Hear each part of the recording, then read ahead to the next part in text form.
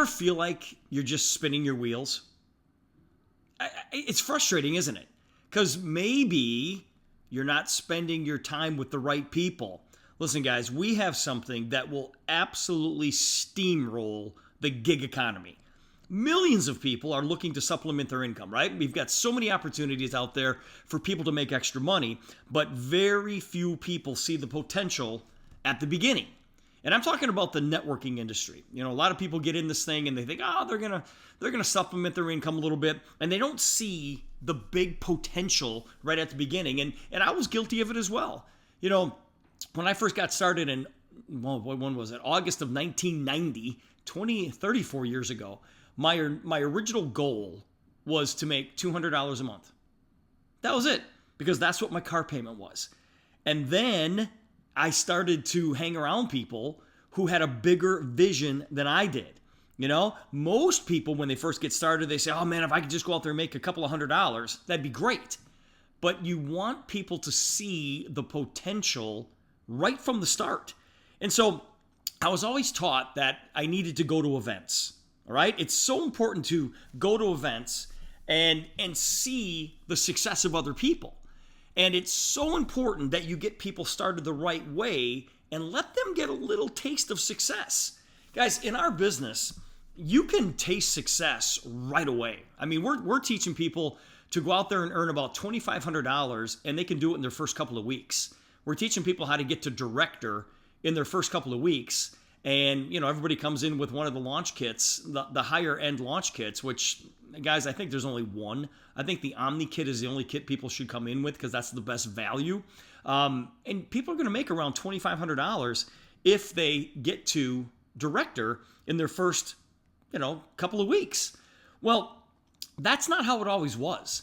You know, when I first started in this profession, we had to wait and wait and wait. In fact, what we did in a particular month, we didn't get paid on that for 90 days later. And I remember my very first check that I ever received in this profession was for 46 cents. I remember the first time I got my printout, and I say printout in the mail because the internet wasn't even invented yet. Man, I'm dating myself there, aren't I? That is crazy. But I remember getting that printout, and I remember opening up the envelope, and there was a check inside, and I saw the printout, and I saw the check. The check was for 46 cents, and everything on the printout matched the check. And right then and there, I knew that I was going to make a lot of money because there was only one problem with this scenario. The printout wasn't big enough. The system was in place. I just needed to increase the pages of my printout.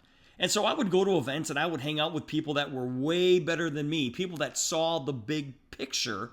And, my eyes opened up and I said, wait a minute, there are people making more in a month than I'm making in a year. And these people had nothing on me. And so it's all about who do you spend your time with. Now, the fastest way to the top is to improve the people who you're spending time with. One of my early lessons that I learned from my parents was to be careful of who you became friends with because your friends have influence on your life. Now, think about that. Jim Rohn called it power of association. He said you become the average of the 5 people you spend the most time with. And if you really think about it, that's kind of true. You are generally going to do what they do. You're going to think the way they think. You're going to go where they go. You're going to read what they read. Everything you do is going to be kind of similar. Now, on your list of 5 people that you're spending your most time with, where do you want to be on that list? Do you want to be the best person on that list? Or do you want to be the worst person on that list? Now, most people are going to say, well, I want to be the best. I want to be the best of those 5. Well, that's going to feed your ego a little bit, but it's also going to steal from your future. Guys, you don't want to own the nicest house in the neighborhood. In my example here, you should want to be at the bottom of that list, okay? You want to be number 5 out of 5, okay? Because the people who are more successful than you, they are going to pull you up. Likewise, if you're on the top of the list, those people below you, they're going to pull you down. Okay? So we attract who we are, not necessarily what we want. Now, why would I want to be in your circle? Why would I want to be in your circle? Why would I want to be your business partner? Why would I want to be in your downline? Guys, you have to be the person that you're trying to attract. You know, Nick Saban, who was, he just retired as the coach of, the head football coach at Alabama, incredibly successful college coach. He struggled a little bit in the pros, but he was incredibly successful at Alabama. Nick Saban said that they're always looking for the right people to get on the bus. All right? So he's getting the right people on the bus, but then he has to put them in the right seats and get the wrong people off the bus. So they got to figure out, okay, these are the people that are going to be on the bus. Then they have to put them in the right seats. And the people who don't fit, they kick them off the bus. And that's why Alabama was so successful, because everybody had a role. Everybody had to be slotted in the right spot. And Nick Saban didn't waste his time. He said, no, I only want the best of the best. You know, life is nothing more than building relationships and sharing ideas. All right? Focus on helping other people solve problems.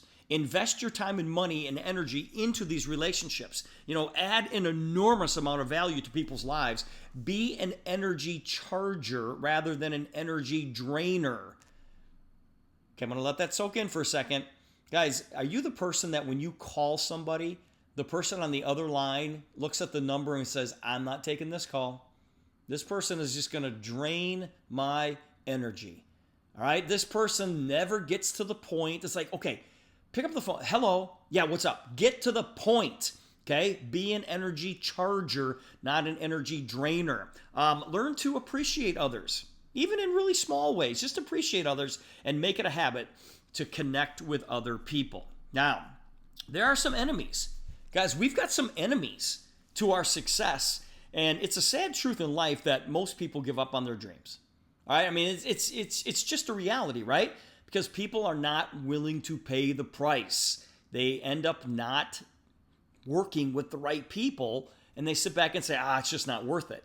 And a lot of times, people give up on these dreams really early. You know, as kids, we're told by a teacher or a parent or a friend that their goal or their dream is not going to become a reality. And I heard this story one time. This kid was he was so excited about baseball, and his high school coach had to pull him off to the side and say, "Dude, listen, man. You know, the chances of you playing Major League Baseball are so unbelievably slim. I just don't want you to get your hopes up." But on the other hand, when the kid talked to Derek Jeter looked at the kid and said, "Yeah, you can make it in the pros, but you're going to pay the price. Okay, you're gonna throw your arm out practicing. You're gonna wear your hands out taking batting practice. If you put in the hours, yeah, you absolutely can do it." Now, why the difference? Well, because Derek was already there. He knows what it takes to get there. The high school baseball coach, who probably teaches science, he doesn't know what it takes to become a pro athlete. Derek says, listen, yeah, kid, you can do it, but you're going to have to do this, this, this, this, this. Hang out with the right people. You know, what is it? What is it that actually kills people's dreams? And the number one dream killer is fear. Guy, it's that fear of failure. It's the fear of being judged. It's you know, this fear can be debilitating, and it can absolutely stop you in your tracks, right? Failure can steal our dreams. But here's the difference. Stop seeing failure as final. Failure is just growth. Failure is development. You know, it's part of the journey. It's simply a stepping stone to evaluate your progress. The only way you make failure final is if you don't make the next phone call. Then you're right. Then failure is final. Another thing that kills people's dreams is belief. You don't believe in yourself.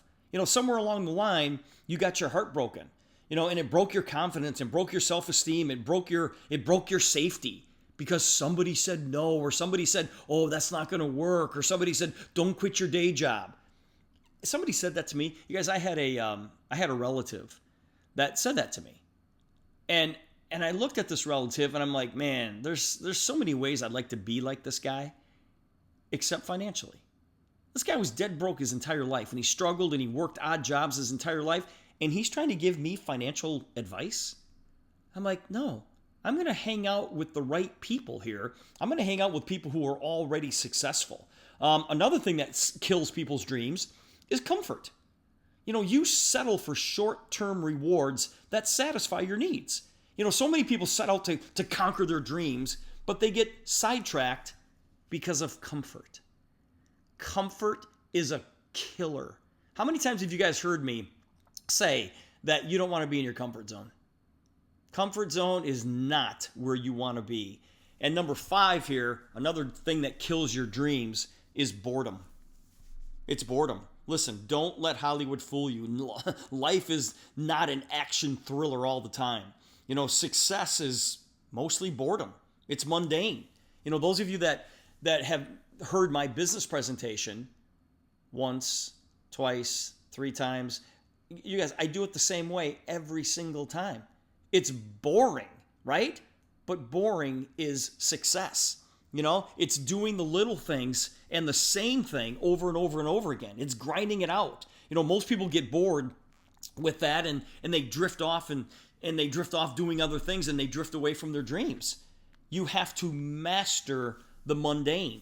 And guys, in our business, it's reaching out to people, explaining what these patches are all about, getting the patches on somebody's skin, and then asking them if they want to be a customer or an associate. And we just do it over and over and over again. If I asked you today, if I just called you up and said, "Hey, give me a business presentation on the Super Patch," could you do it?